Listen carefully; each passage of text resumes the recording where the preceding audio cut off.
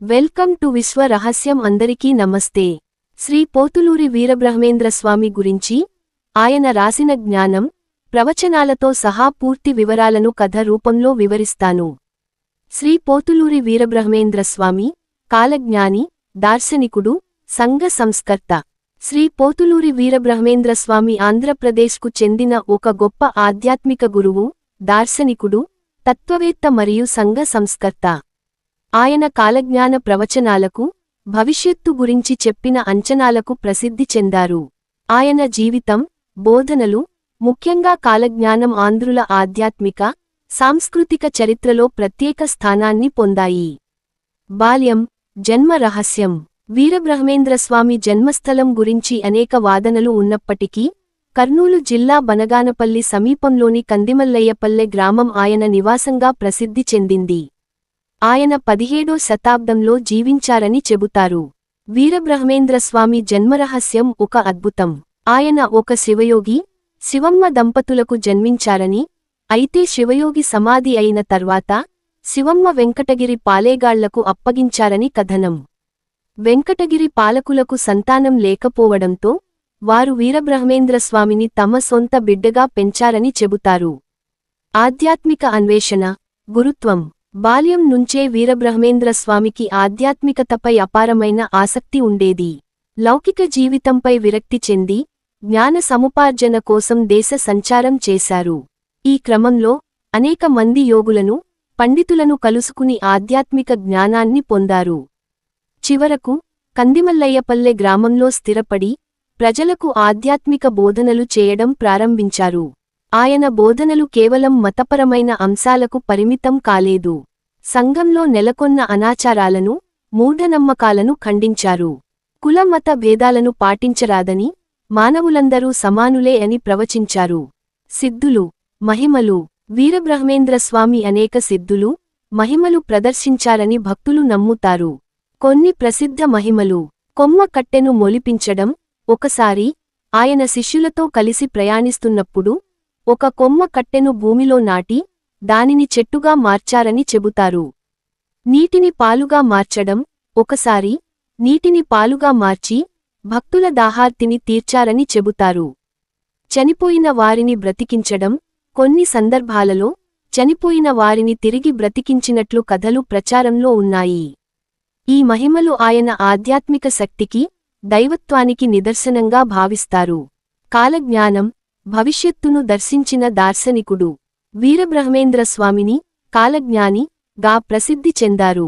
ఆయన భవిష్యత్తులో జరగబోయే అనేక సంఘటనలను ముందుగానే ఊహించి, వాటిని పద్యాల రూపంలో రచించారు.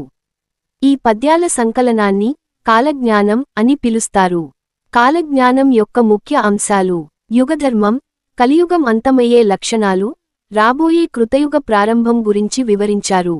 ప్రపంచ మార్పులు, భూకంపాలు, వరదలు, కరువులు వంటి ప్రకృతి విపత్తులు, యుద్ధాలు, సామాజిక మార్పులు, రాజకీయ పరిణామాలు, కొత్త సాంకేతిక ఆవిష్కరణలు వంటి అంశాలను ప్రస్తావించారు.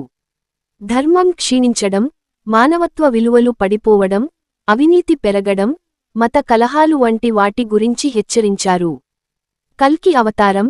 కలియుగాంతంలో శ్రీమహావిష్ణువు కల్కి అవతారం ధరించి దుష్టశిక్షణ, శిష్టరక్షణ చేస్తారని ప్రవచించారు.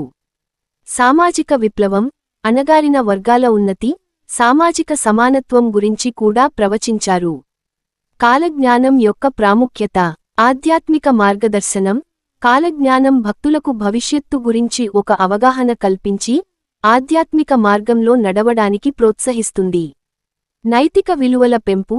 కాలజ్ఞానం మానవులను మంచి పనులు చేయడానికి, ధర్మంగా జీవించడానికి, దుష్టత్వం నుండి దూరంగా ఉండటానికి ఉపదేశిస్తుంది.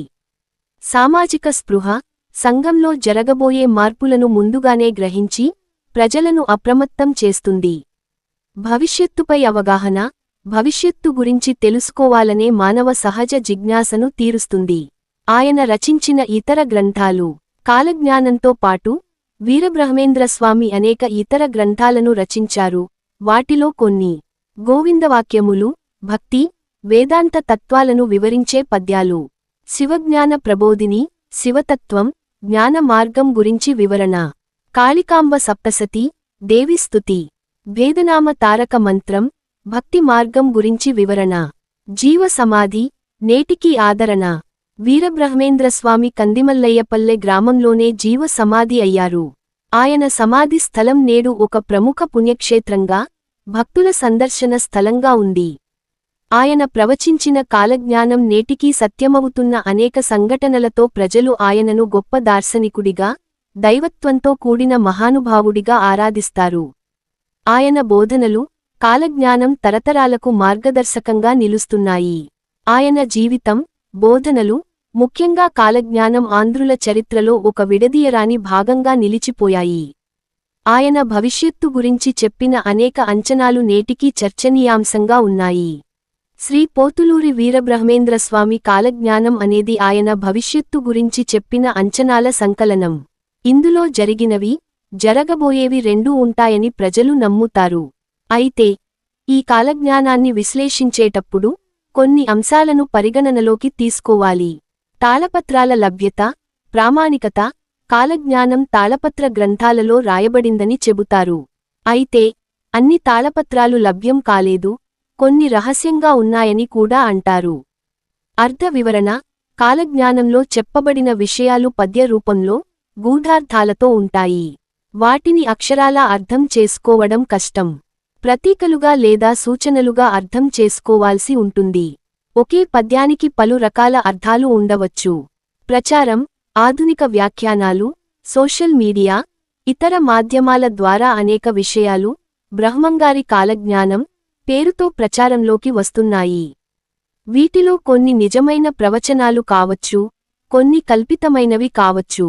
ఈ విషయాలను దృష్టిలో ఉంచుకొని వీరబ్రహ్మేంద్రస్వామి కాలజ్ఞానంలో జరిగినవిగా భావిస్తున్నవి, జరగబోతున్నవిగా ప్రచారంలో ఉన్న కొన్నింటిని కింద వివరిస్తాను. ఇప్పటివరకు జరిగినవిగా భావిస్తున్న కొన్ని కాలజ్ఞాన ప్రవచనాలు. రాచరికాలు నశించి ప్రజాస్వామ్యం రావడం. వీరబ్రహ్మేంద్రస్వామి కాలంలో రాజుల పాలన ఉండేది. ఆయన రాచరికాలు నశించి ప్రజలచే ఎన్నుకోబడిన ప్రభుత్వాలు వస్తాయని చెప్పారు. భారతదేశంలో రాజుల పాలన అంతమై ప్రజాస్వామ్యం ఏర్పడటం దీనికి నిదర్శనంగా చెబుతారు. తెరమీది బొమ్మలు గద్దెలెక్కడం. సినీ నటులు, నటీమణులు రాజకీయాల్లోకి వచ్చి ముఖ్యమంత్రులుగా, మంత్రులుగా మారతారని ఆయన ప్రవచించారు. తమిళనాడులో ఎం.జి.ఆర్. జయలలిత, ఆంధ్రప్రదేశ్లో ఎన్.టి. రామారావు వంటి సినీ ప్రముఖులు రాజకీయాల్లోకి వచ్చి ఉన్నత పదవులు పొందడం దీనికి ఉదాహరణ. జనసంఖ్య విపరీతంగా పెరగడం. ప్రపంచ జనాభా విపరీతంగా పెరుగుతుందని వీరబ్రహ్మేంద్రస్వామి చెప్పారు. నేడు ప్రపంచ జనాభా, ముఖ్యంగా భారతదేశ జనాభా 100 కోట్లకు చేరడం దీనికి నిదర్శనంగా భావిస్తారు. బ్రాహ్మణుల అగ్రహారాలు నశించడం. 100 ఎకరాలతో కూడిన బ్రాహ్మణుల అగ్రహారాలు నశించిపోతాయని ఆయన ప్రవచించారు. నేడు అలాంటి అగ్రహారాలు లేకపోవడం గమనించవచ్చు. ఆకాశాన పక్షి వాహనాలు కూలి జనం మరణించడం. విమాన ప్రమాదాల గురించి ఆయన సూచించినట్లు చెబుతారు. ఆయన కాలంలో విమానాలు లేనప్పటికీ భవిష్యత్తులో ఆకాశంలో ప్రయాణించే వాహనాలు ఉంటాయని, అవి కూలి జనం మరణిస్తారని చెప్పారు. నదులు, సముద్రాలలో వింతలు. కొన్ని నదులలో వింతలు, సముద్రాలు ముందుకు చొచ్చుకు రావడం వంటివి జరుగుతాయని చెప్పారు. కొన్ని ప్రాంతాలలో వరదలు, సముద్ర మట్టాలు పెరగడం వంటివి దీనికి ఉదాహరణగా చెబుతారు. అక్రమ సంబంధాలు, హత్యలు, వివాహేతర సంబంధాలు పెరిగిపోతాయని, వాటి వల్ల హత్యలు జరుగుతాయని చెప్పారు. నేటి సమాజంలో ఇలాంటి ఘటనలు తరచుగా వినబడుతున్నాయి. కొత్త రోగాలు, వ్యాధులు, ప్రజలకు కొత్త రకాల వ్యాధులు వస్తాయని, అవి విస్తృతంగా వ్యాపిస్తాయని చెప్పారు. ఇటీవల వచ్చిన కరోనా మహమ్మారి వంటి వాటిని దీనికి ఉదాహరణగా చూపుతారు. జరగబోతున్నవిగా ప్రచారంలో ఉన్న కొన్ని కాలజ్ఞాన ప్రవచనాలు. వీరబ్రహ్మేంద్రస్వామి కాలజ్ఞానంలో ఇంకా జరగాల్సి ఉన్నాయని భావిస్తున్న అనేక విషయాలు ఉన్నాయి.